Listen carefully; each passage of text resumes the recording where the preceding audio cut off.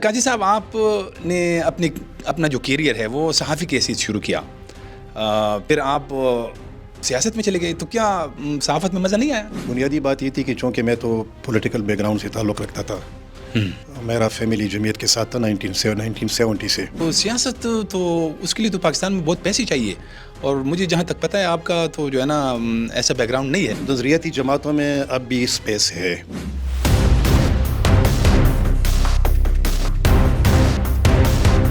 आपने कहा कि नज़रियाती जमात, फिर आपने कहा कि नज़रियाती लोग तो हैं, वो तो मैं कह सकता हूँ, लेकिन ये जो आप कह रहे हैं कि नज़रियाती जमात, ये तो मेरे लिए इंकशाफ है। पाकिस्तान के अंदर मजहबी जमातें हैं, उन सब पे ये एक इल्ज़ाम लगता है कि ये मज़हब को सियासत के लिए इस्तेमाल कर रहे हैं। जमीयत उलमा इस्लाम पे भी ये इल्ज़ाम लगता है। तो मेरे ख्याल में जब पाकिस्तान बन गया तो ये तो उस वक्त इस्तेमाल हुआ कि पाकिस्तान को हम बनाएंगे तो यहाँ पर हम इस्लामी निज़ाम नाफिज करेंगे।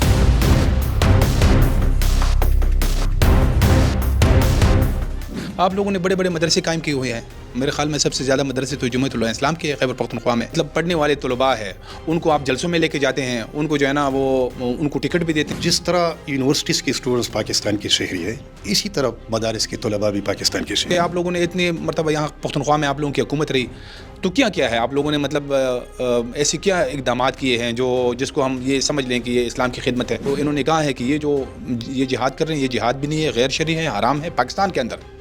लेकिन इस दौरान यानी ये जो आप लोगों की जमात थी, ये बिल्कुल खामोश रही, यानी इन चीज़ों के ऊपर ये उस तरह नहीं बोली है जिस तरह ज़रूरत है। ये जो MMA है, इसके बारे में भी जो है ना बड़े खुले आम ये बात की जाती है कि ये इस्टेब्लिशमेंट की उठाई हुई तहरीक थी।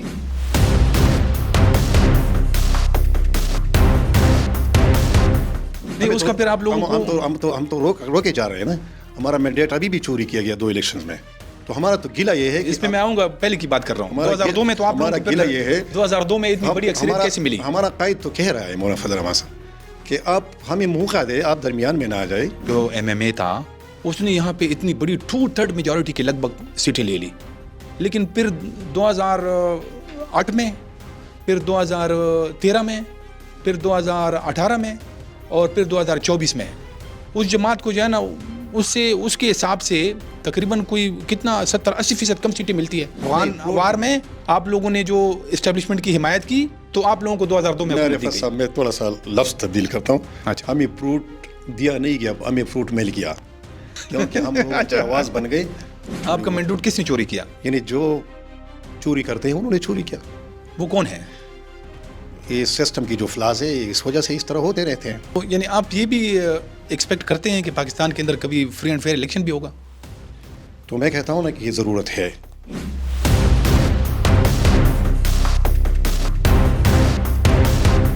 (2013) फिर 2018 और फिर 2024, इसमें जिस तरह मतलब पाकिस्तान तहरीक इंसाफ ने सीटें ली, तो ये तो सारे सूबे की सारी सियासी जमातों की छुट्टी कर दी गई है, जिसमें ANP भी है, जमीयत उलमा इस्लाम भी है। मैं कहता हूँ कि PTI कोई मुझे सियासी जमात नहीं लग रही है। इस वक्त पाकिस्तान तहरीक इंसाफ पूरे पाकिस्तान की सबसे बड़ी पॉपुलर जमात है। हाँ, लेकिन पॉपुलर बनाया गया है अब। अच्छा, जब किसने बनाया?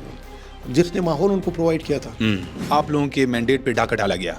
तो ये क्यों डाका डाला गया है, वजह क्या है? वैसे कहा जाता है कि जब तक अफगानिस्तान में इमारत इस्लामी या अफगान तालिबान की हुकूमत होगी तो पख्तूनख्वा में जमीयत को हुकूमत नहीं मिलेगी। अफगानिस्तान के अंदर ख़वातीन की तालीम की पाबंदी है, उन्होंने मीडिया के ऊपर पाबंदी लगाई है, अपने मुखालफिन को धड़ाधड़ कत्ल कर रहे हैं, बिल्कुल सरेआम। तो जमीयत एक इस्लामी जमात है, ये गैर इस्लामी काम हो रहे हैं, इस पर वो खामोश है।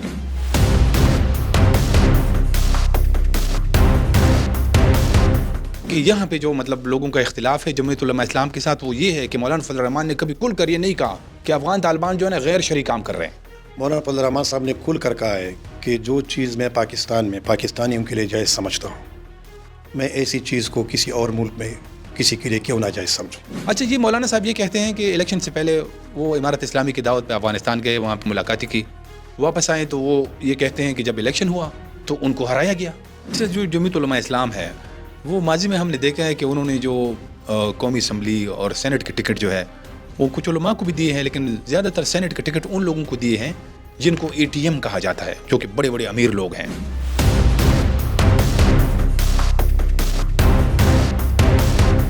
मैं आपको गारंटी से कहता हूँ, अगर आपको जमीयत उलमा इस्लाम ने सेनेट का टिकट दिया تو میں جو ہے نا صحافت چھوڑ دوں گا. یہ میں بالکل آن کیمرہ کہہ رہا ہوں. ٹھیک ہے.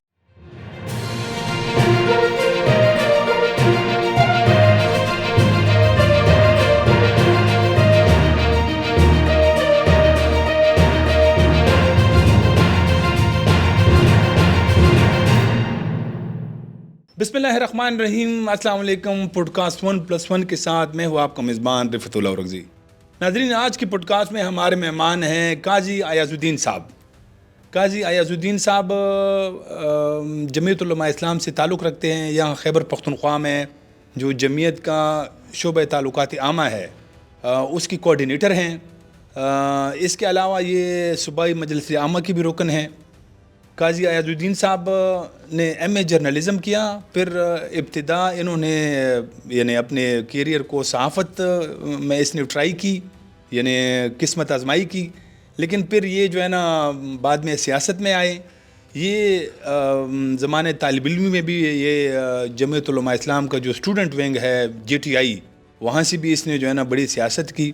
تو آج ہم قاضی صاحب کے ساتھ جو جمعیت اسلام کی سیاست ہے خیبر پختونخوا میں جو حالات ہے اس پہ تفصیل سے گفتگو کریں گے. قاضی صاحب، آپ کو پوڈ کاسٹ میں خوش آمدید کہتے ہیں. تھینکس، جزاک اللہ.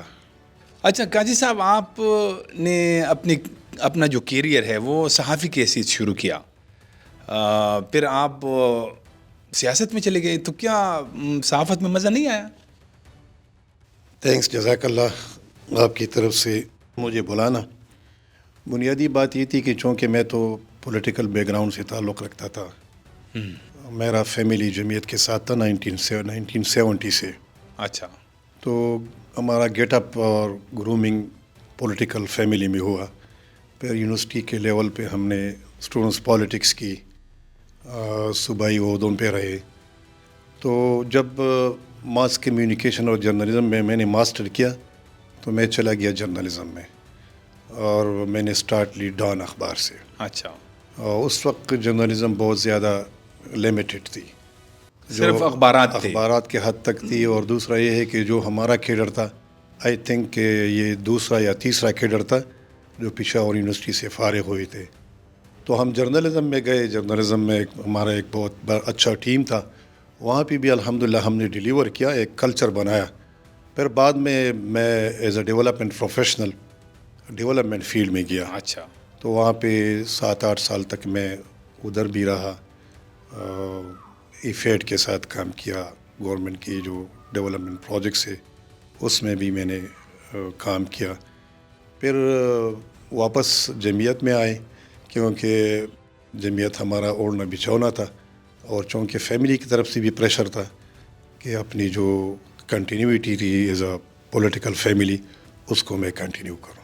اچھا. تو سیاست تو اس کے لیے تو پاکستان میں بہت پیسے چاہیے، اور مجھے جہاں تک پتہ ہے آپ کا تو جو ہے نا ایسا بیک گراؤنڈ نہیں ہے. آپ تو مطلب ہماری طرح جو ہے نا بالکل مڈل کلاس سے تعلق رکھتے ہیں. تو سیاست پیسے کے بغیر تو نہیں ہو سکتی ہے.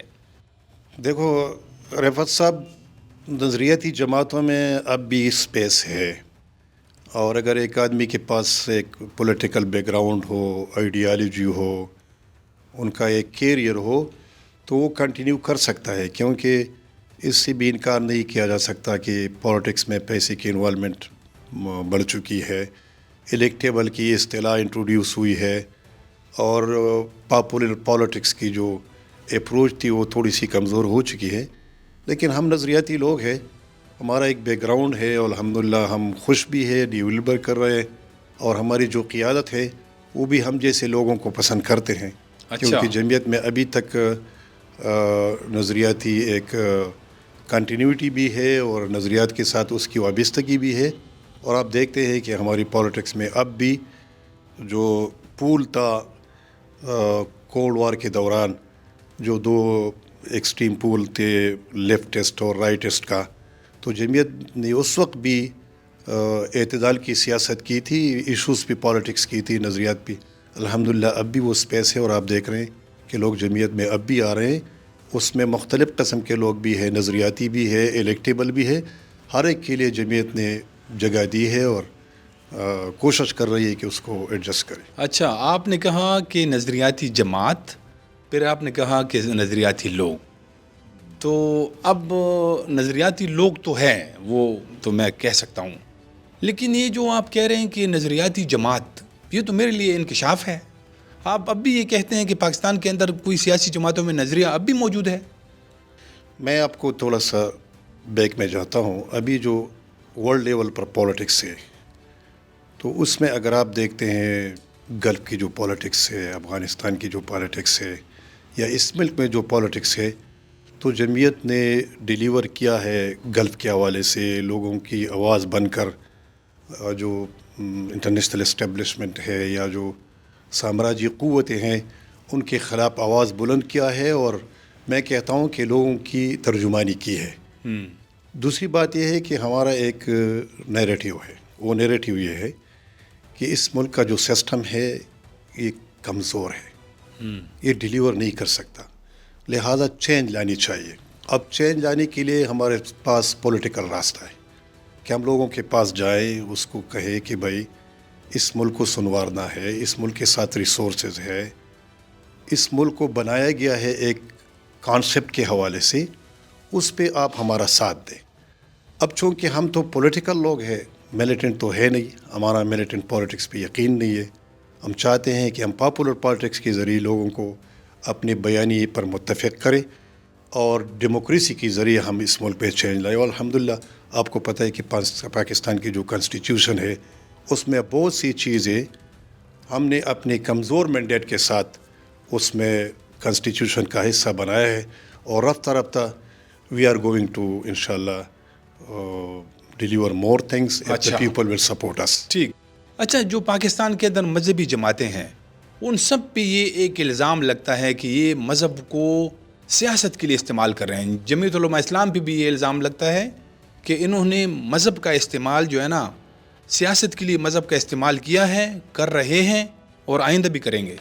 تو میرے خیال میں جب پاکستان بن گیا تو یہ تو اس وقت استعمال ہوا کہ پاکستان کو ہم بنائیں گے تو یہاں پر ہم اسلامی نظام نافذ کریں. اب اسلام جو ہے یہ ایک ویلفیئر نظام ہے، یہ کوئی ایروگینس نہیں ہے، یہ کوئی نیرو مائنڈڈ نظام نہیں ہے، یہ ایک ویلفیئر کا نظام ہے جو اللہ نے انسانوں کے لیے منتخب کیا ہے. اس میں ایکسٹریمزم بھی نہیں ہے، اور وہ دنیا کو امن کا پیغام دیتا ہے. اور جس طرح حضور صلی اللہ علیہ وسلم مبعوث ہوئے تو عرب سوسائٹی اور سارا جو معاشرہ تھا دنیا کے لیول پر وہ تنگ نظری کا شکار تھا. اسلام نے امن کا ایک پیغام دیا، لوگوں کو متفق کیا، متحد کیا، اور ایک ویلفیئر نظام دیا. اور آپ کو پتہ ہے کہ اب بھی ویسٹ کے بعض کنٹریز میں اسلام کی جو ویلفیئر سسٹم کے حصے، جس طرح کہ کینیڈا میں عمر لاز ہے، تو اسلام تو ایک انسانیت پہ یقین رکھنے والا نظام ہے، اس میں تنگ نظری نہیں ہے. ہاں اگر تنگ نظری ہے تو ہمارے اندر ہوگا. اسلام میں اس سے تو میں اختلاف نہیں کر رہا ہوں، میں تو یہ کہہ رہا ہوں کہ جو اسلام ہے اس کو یعنی جو مذہب ہے اس کو سیاست کے لیے استعمال کرتے ہیں. اب آپ اس کا اگر میں تھوڑا سا آپ کو ڈیفائن کروں، آپ لوگوں نے بڑے بڑے مدرسے قائم کیے ہوئے ہیں. میرے خیال میں سب سے زیادہ مدرسے تو جمعیت علماء اسلام کے خیبر پختونخوا میں اور بھی شہروں میں ہیں. تو اس میں سارے جو مطلب پڑھنے والے طلباء ہے ان کو آپ جلسوں میں لے کے جاتے ہیں، ان کو جو ہے نا وہ ان کو ٹکٹ بھی دیتے ہیں. مدرسے کے محتمم جو ہے اصولاً تو اس کو ٹکٹ نہیں ملنا چاہیے، کیونکہ وہ اگر محتمم الیکشن میں حصہ لے گا تو اس کا مدرسہ بھی استعمال ہوگا، اس کے بچے جو ہے وہ طلباء وہ بھی استعمال ہوں گے. تو یہ پھر مطلب مذہب کا استعمال ہوا نا.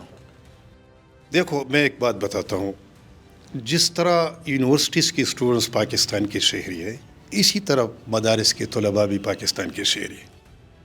اگر اس ملک میں 90% یونیورسٹیز کے لوگ پولیٹکس میں انوالو ہے تو کیا یہ حق ہم پاکستان کی ان شہریوں کو نہیں دے سکتے جو مدارس میں پڑھتے ہیں؟ دوسری بات یہ ہے کہ اسلام ایز اے پولیٹیکل نظام یہ تو ہمارا پروگرام ہے، ہمارے پروگرام کا حصہ ہے.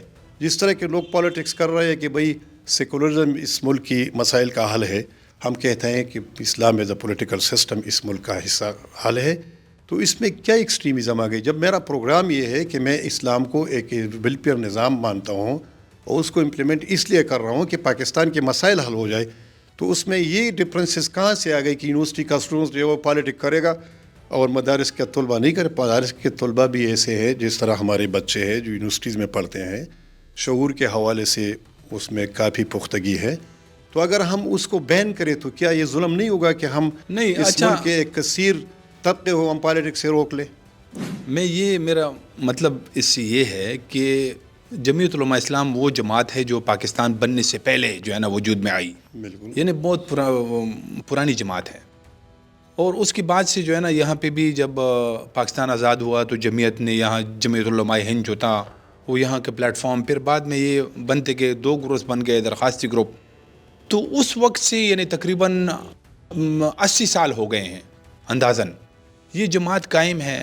اور یہاں پہ اگر میں آپ سے پوچھوں کہ آپ لوگوں نے اتنے مرتبہ یہاں پختونخوا میں آپ لوگوں کی حکومت رہی تو کیا ہے آپ لوگوں نے مطلب ایسے کیا اقدامات کیے ہیں جس کو ہم یہ سمجھ لیں کہ یہ اسلام کی خدمت ہے، کیا ہے اس میں آپ بتائیں کچھ آپ؟ میری پہلی بات تو ہے جب 70 میں نیب اور جمعیت کی حکومت بنی تو یہ ایک چیلنج تھی کیونکہ علماء کا فرسٹ ٹائم پارلیمانی نظام کا حصہ بنے، تو یقین جانیے کہ مفتی محمود نے رحمۃ اللہ نے اتنا ڈیلیور کیا کہ سارے سیکولر جماعتیں جو ہے اس کی قائل ہو گئے۔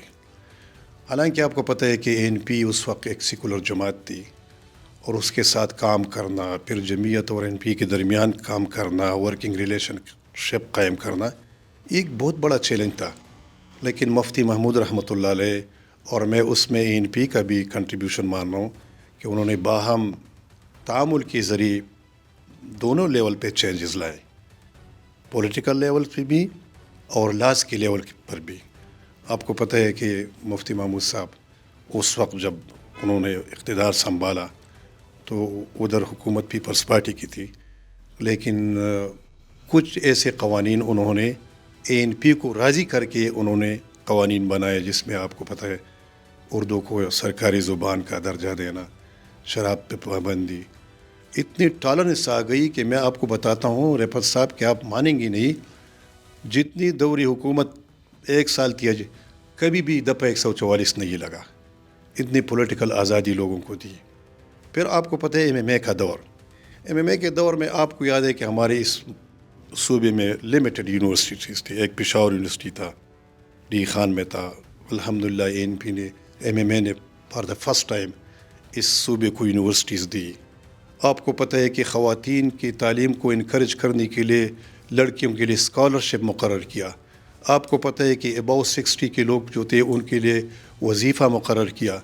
یہ جو آپ پشاور میں یہ تو ہر کوئی کر سکتا ہے، یہ پشاور میں اسلام کے حوالے سے میں خاص بات دیکھ کر رہا رہے ہوں، ہیں، یہ تو ہر حکومت نے کیا ہے۔ میں آپ کو بتا رہا ہوں پشاور میں آپ دیکھ رہے ہیں کہ بہت بڑے بڑے ہاسپٹلز بن گئے، کڈنی سینٹر بن گیا، یہ جو ہارٹ کے حوالے سے ہاسپٹل، سارے صوبے کے ڈسٹرکٹ لیول کے ہاسپٹلز کو کیٹیگری A اور کیٹیگری B بنایا۔ پھر تعلیم کو مفت کیا، فار دا فرسٹ ٹائم کتاب کو مفت کر دیا، اور آپ کو پتہ ہے کہ اس کی وجہ سے اتنی انرولمنٹ آ گئی کہ بہت بڑا چینج آیا، کیونکہ لوگ اپنے بچوں کے لیے کتابیں نہیں خریدتے۔ اسلام کے حوالے سے چونکہ ہمارا تو یہ ایک فیڈرل یونٹ ہے ہمارا، MMA کی حکومت نے ایک علماء شریعت کونسل بنائی، اس شریعت کونسل میں بہت سے لاز جو تھے انہوں نے وہ کر کے بنائے، اور اس سے ایک پیکج بنایا، پھر KPK کی اسمبلی سے اس کو پاس کرایا۔ اب جب ادھر چلا گیا تو مشرف نے اس کو چیلنج کیا سپریم کورٹ میں، جب سپریم کورٹ نے اس کو نل انوائٹ کیا، حزبہ بل، تو اس میں MMA کی کیا MMA تو کوئی جہادی تنظیم نہیں ہے کہ وہ بائی فورس اس کو نافذ کرے۔ انہوں نے ایک ڈیموکریٹک پروسیس کے ذریعے پارلیمانی نظام کے اصولوں کے مطابق وہ پروسیس مکمل کیا، یہاں سے اس کو پاس کیا، صوبائی اسمبلی نے اس کو ریکمینڈ کیا، جب وہاں پر جنرل مشرف نے اس کو سپریم کورٹ میں لے گئے اور وہاں پہ سپریم کورٹ نے اس کو نل انوائٹ کیا، تو اس میں MMA کی کیا، پھر بھی بہت سی باتیں جو ہے وہ MMA نے کر لی۔ میں آپ کو کہتا ہوں کہ فار دا فرسٹ ٹائم صوبے میں معاشی خوشحالی تھی، اور یہ سب لوگ مان رہے ہیں۔ اچھا، میں MMA کی آپ نے بات کی اس پہ بھی میں بات کروں گا، لیکن اصل میں میرا جو ایک جس طرف میں آنا چاہ رہا ہوں وہ یہ ہے کہ پچھلے تقریباً 25-30 سالوں میں یہ ہمارے نوٹس بھی ہیں، کیونکہ اتنا ہی ٹائم ہمارا صحافت میں بھی ہو گیا، ہم نے دیکھا ہے کہ ملک کے اندر جو ہے وہ فرقہ واریت میں بہت زیادہ اضافہ ہوا ہے، اتنا زیادہ اضافہ کہ اب جو ہے نا کئی سارے گروپس مسلح تنظیمیں بن گئی، پھر شیعہ سنی کے فسادات، اور یعنی بہت سارے ایسے مسائل ہے کہ جس پہ اب اگر آپ اچھی بات بھی کرتے ہیں جو بالکل اسلام کے اصولوں کے مطابق ہوگا، آپ پہ فتوے لگتے ہیں. اب یعنی بہت سارے لوگ ہم نے دیکھے ان کو قتل کیا گیا. تو یہ اس میں جو جمعیت علماء اسلام ہے وہ میں مانتا ہوں کہ وہ یہ جو مسلح تحریکیں ہیں ان کی وہ بالکل حمایت نہیں کر رہے ہیں، بلکہ وہ تو انہوں نے کہا ہے کہ یہ جہاد کر رہے ہیں، یہ جہاد بھی نہیں ہے، غیر شرعی ہے، حرام ہے پاکستان کے اندر. لیکن اس دوران یعنی یہ جو آپ لوگوں کی جماعت تھی، کیونکہ یہ مذہبی جماعت ہے اور بڑی جو ہے نا دیوبندی مسلک سے بہت زیادہ اس کی انفلوئنس ہے، یہ بالکل خاموش رہی. یعنی ان چیزوں کے اوپر یہ اس طرح نہیں بولی ہے جس طرح ضرورت ہے. ابھی آپ لوگ بولنے لگے ہیں، لیکن جس وقت یہ بڑی کریٹیکل حالات تھے اس وقت آپ لوگوں کی جماعت بالکل خاموش رہی. آپ کو یاد ہے کہ جب متحدہ مجلس عمل بن گیا تو اس کی بھی ایک اصول یہ تھی کہ جو دینی طبقات ہے اس پہ لوگ اعتراضات کر رہے تھے کہ یہ آپس میں مختلف لوگ ہیں اور یہ اسلام کی بات کر رہے ہیں، لیکن ان کے اندر اختلافات ہیں. تو آپ کو پتہ ہے متحدہ مجلس عمل بن گئی، اس میں شیعہ حضرات بھی تھے، اس میں بریلی مکتب فکر کے لوگ بھی تھے، جماعت اسلامی بھی تھی، جمعیت علماء اسلام بھی تھی. پھر آپ کو یاد ہے کہ یہاں پر ایک مسئلہ پیدا ہوا افغانستان کے حوالے سے. تو جمعیت علماء اسلام نے پشاور میں ایک بہت بڑی کانفرنس بلائی. یہ جو اسٹیڈیم ہے فقیر آباد کے ساتھ، اس میں بہت بڑے بڑے شیوخ اور مفتی اعظم حضرات بلائے گئے اور انہوں نے متفقہ فتویٰ دیا کہ پاکستان ایک اسلامی ریاست ہے اور اس کی حفاظت ہم پہ فرض ہے. تو اس کے خلاف کوئی بھی مسلح جدوجہد جو ہے وہ ناجائز ہے. پھر جمعیت علماء نے ہمیشہ فرقہ واریت سے پاک سیاست کی. اور میں آپ کے ذریعے یہ بات قوم کو بتانا چاہتا ہوں کہ دیوبند کوئی فرقہ نہیں ہے، یہ تو ایک سیاسی تحریک تھی. انگریزوں کے خلاف جب شاہ اللہ رحمۃ اللہ علیہ کی تحریک چل رہی تھی تو پھر اس نے بعد میں جا کے ایک انسٹیٹیوشن قائم کی جس کا نام تھا دارالعلوم دیوبند.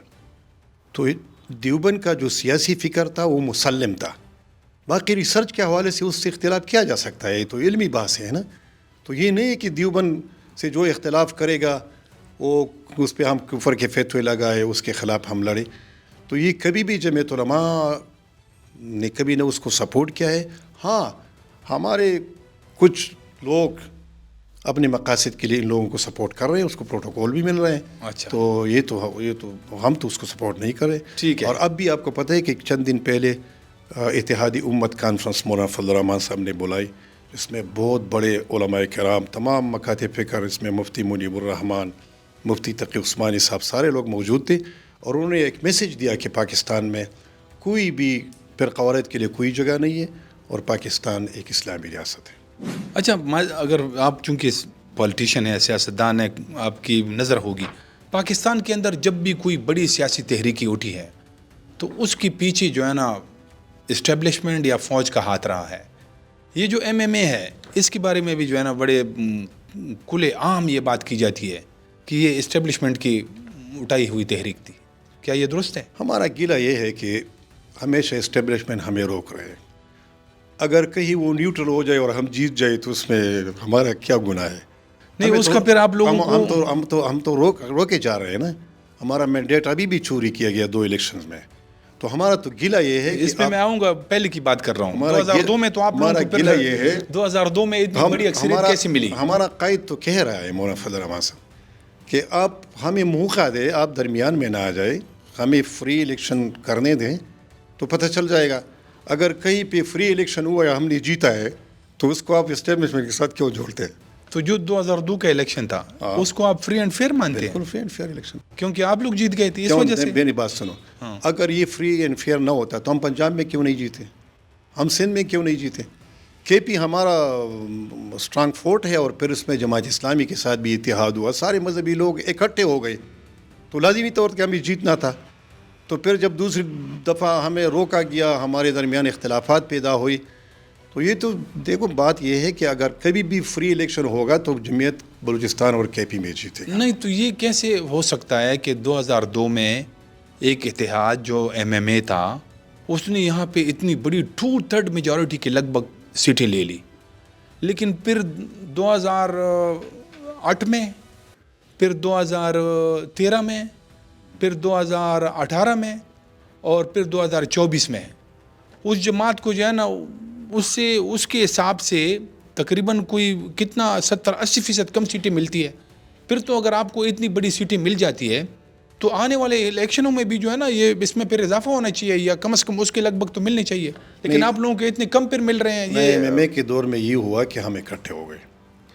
پھر دوسرے الیکشن اکٹھے ہوئے تو اس میں کون سی بڑی جماعتی تھی؟ جماعت اسلامی تھا، صرف ایک جماعت اسلامی تھی نا، باقی تو پھر دوسری بات یہ باقی جماعتیں ہیں اس کا تو کوئی نام بھی نہیں جانتا. دوسری بات یہ تھی کہ یہاں پہ افغان اوار کی بھی اثرات تھے. ہاں وہ اصل میں آپ بات بھی کر رہے ہیں وہ آپ لوگوں کو اس کا فروٹ دیا گیا جو افغان اوار میں آپ لوگوں نے جو اسٹیبلشمنٹ کی حمایت کی تو آپ لوگوں کو 2002 میں حکومت دی گئی. میں تھوڑا سا لفظ تبدیل کرتا ہوں.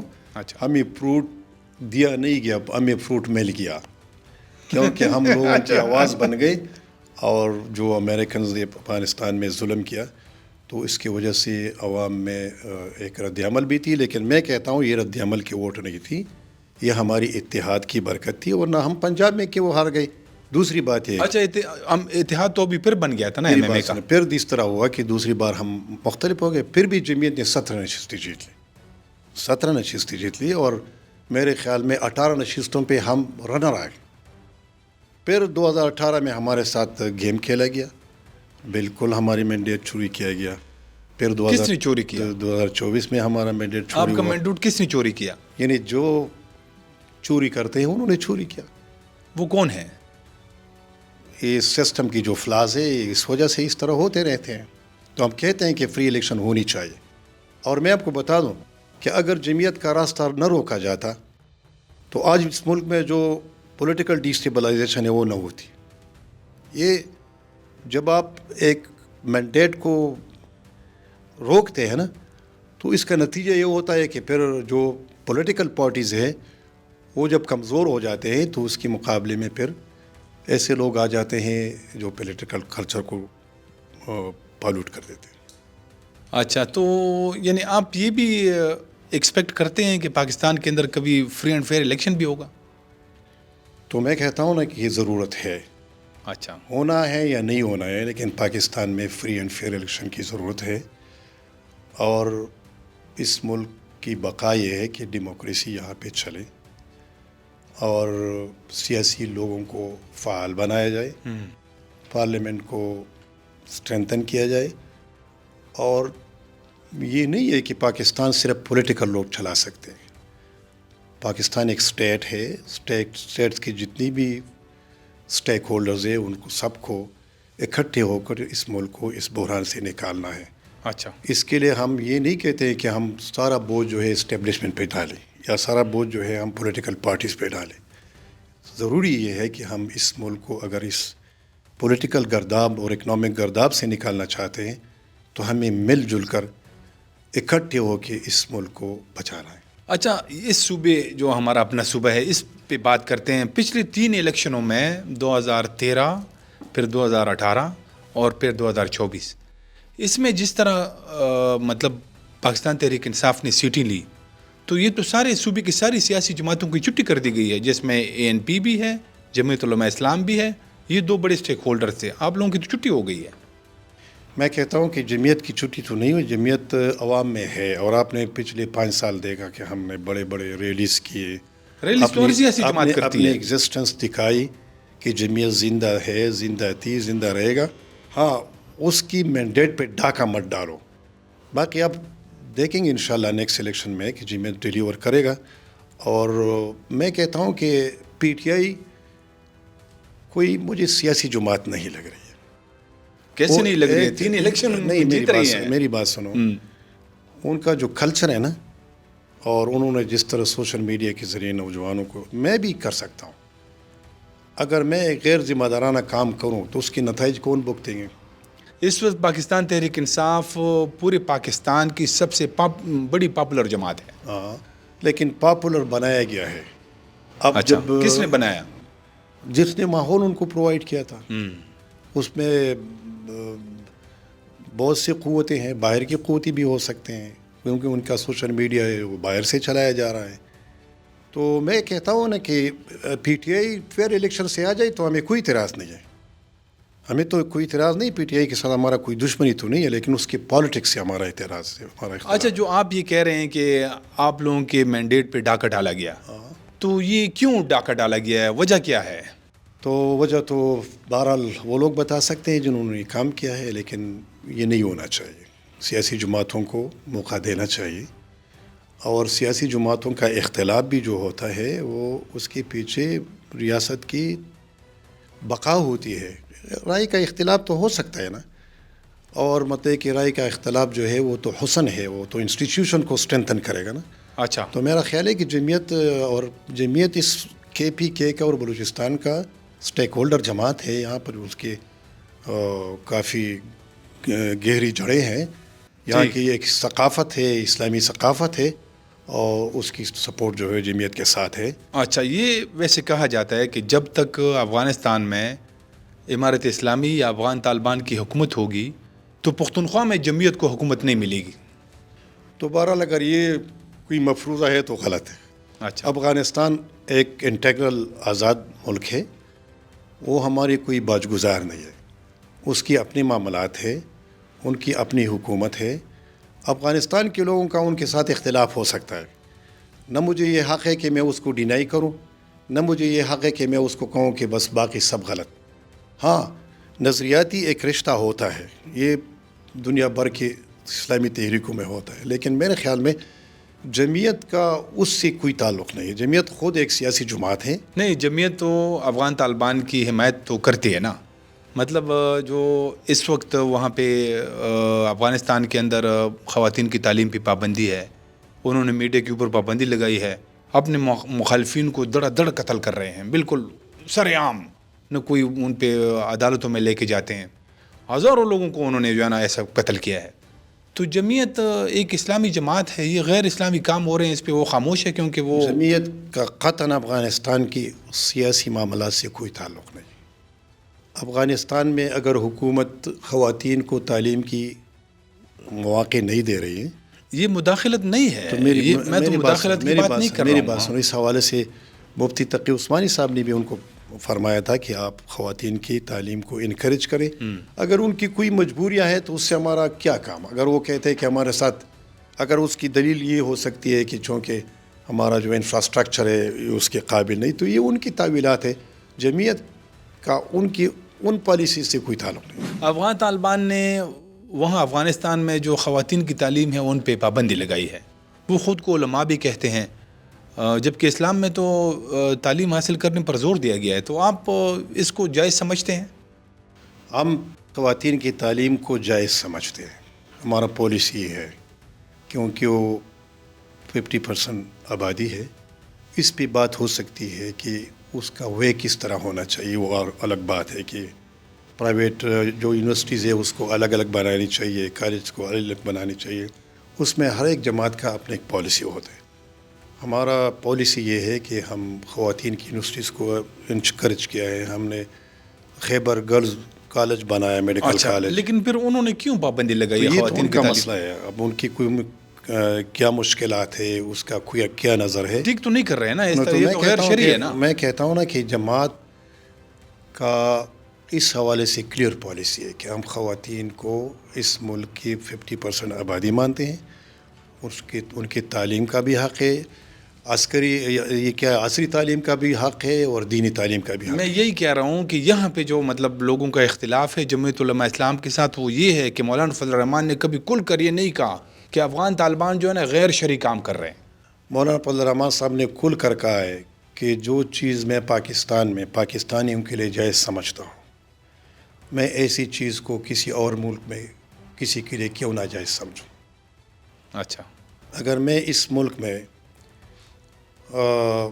تشدد کی پالیٹکس کے خلاف ہوں تو میں کسی اور ملک میں تشدد کی پالیٹکس کو کیوں سپورٹ. ہاں، اخلاقی طور پر ایک اسٹیٹ دوسری اسٹیٹ کو سپورٹ کر سکتا، لیکن جہاں تک ان کی انڈیپینڈنس ہے، اس کی آٹونومی ہے، یہ ان کا مسئلہ ہے. نہ وہ تو ہے. ان کا اگر کوئی مشکل ہے خواتین کی تعلیم کے حوالے سے تو وہ دنیا کو قائل کرے. وہ مشکلات دور کریں.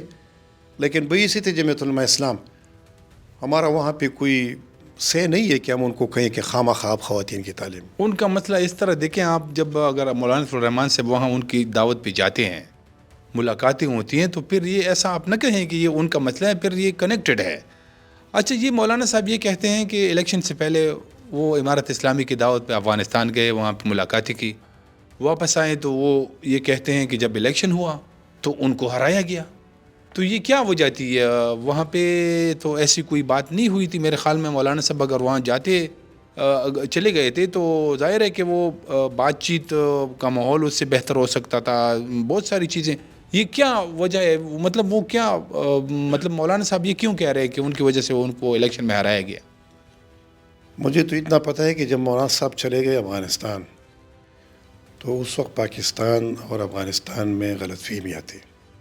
اچھا. تو مولانا صاحب اپنی کیپیسٹی پہ ادھر گئے تھے. مولانا صاحب ایک بڑے سیاسی لیڈر ہے، ایک بہت بڑا عالمی دین ہے. وہاں پہ ان کی جو مذاکرات ہوئی ان لوگوں کے ساتھ وہ کافی حوصلہ افزا تھی، اور یوں سمجھے کہ جو کنفلکٹس تھے وہ حل ہو سکتے تھے. پھر مولانا صاحب ادھر آئے، انہوں نے یہاں کی جو مقتدر قوتیں ہیں ان کو بھی بتایا کہ یہ مسئلے حل ہو سکتے ہیں. اس پہ وہاں پہ ایک ایگریمنٹ ہے. بدقسمتی سے وہ مسائل حل نہ ہو سکے. آج جو افغانستان کی جو صورتحال ہے، پاکستان اور افغانستان کا، تو یہ مسئلے حل طلب ہے. اور افغانستان ہمارا ایک برادر ملک ہے، اس میں جس کی بھی حکومت ہو وہ ہمارا برادر ملک ہے. تو مولانا صاحب خود کہہ رہے ہیں کہ اگر اس وقت میری بات کو توجہ دی جاتی تو شاید یہ اختلافات اتنے نہ ہوتے. تو اس کے بعد ہم الیکشن ہار گئے. میں تو یہ نہیں کہہ سکتا ہوں کہ کس وجہ سے ہارے، لیکن اگر وہ پروسیس کنٹینیو ہوتا تو شاید آج ہم اس سے بہتر جگہ پر ہوتے.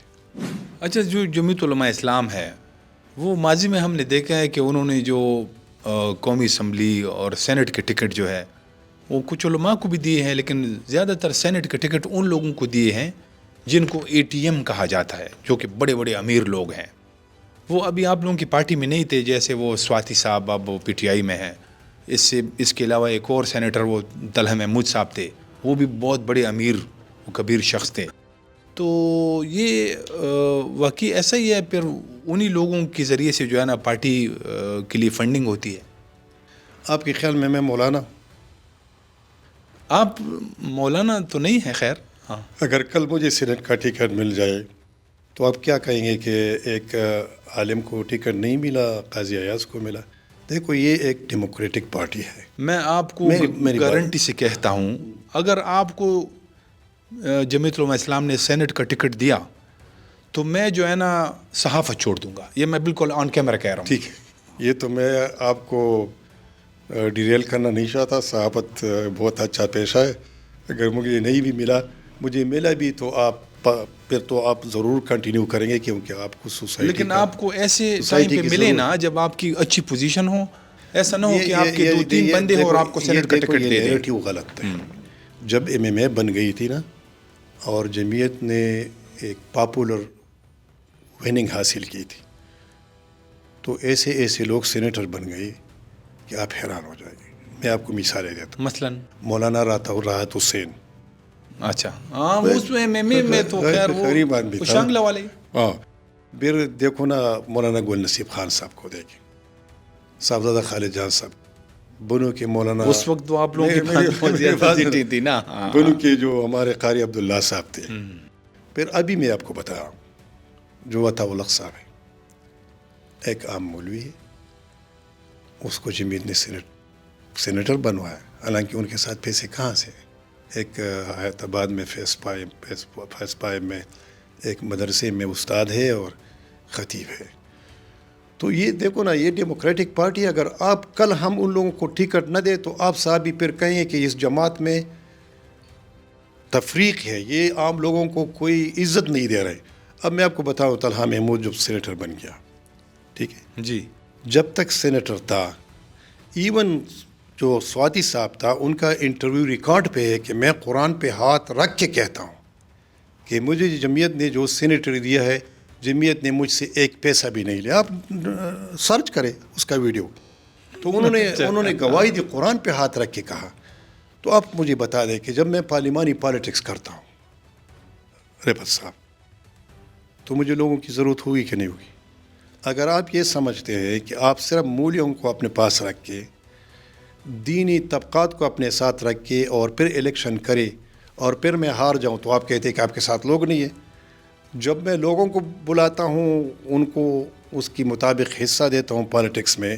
درانی صاحب مولوی تھے, عام آدمی تھے, لیکن انہوں نے جمعیت کے ساتھ ایک اس کی وابستگی تھی. جمعیت نے اس کو کتنی عزت دی. جمعیت عزت دینے والی پارٹی ہے اور لوگوں کو یہ بتانا چاہتی ہے کہ ہم کوئی ایروگینٹ نہیں ہے, کوئی ریٹروگریسیو لوگ نہیں ہے, رجعت پسند لوگ نہیں ہے.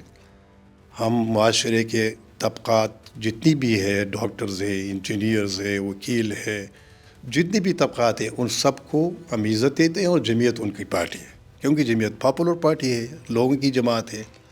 تو اپنی بیانیوں پر لوگوں کو متفق کرنا یہ کہاں کی بے انصافی ہو گئی. اور میں آپ کو بتا دوں, اگر 100% حصہ علماء کرام کو ملے اور ہم جیسے نظریاتی لوگ اور جو جماعت میں آنے والے لوگ ہیں اس کو ہم سراسر نظراندار کریں, تو آپ کا گلہ ہوگا کہ نہیں ہوگا؟ بس میں جو ہے نا اس دن جمعیت کو مانوں گا جب وہ آپ کو سینٹ کا ٹکٹ دے گی. اگر میری قسمت میں ہو اور جماعت چاہے تو دے سکتا ہے, اگر نہ دے تو پھر بھی میں جمعیت کا حصہ ہوں گا انشاءاللہ. قاضی ایاز الدین صاحب, آپ کا بہت بہت شکریہ. آپ نے ہمیں وقت دیا, ہمارے سوالات کے کھل کر جوابات دیے. ناظرین, اس کے ساتھ ہی اس پوڈ کاسٹ کا اب اختتام ہوتا ہے. اجازت دیجیے. خدا حافظ.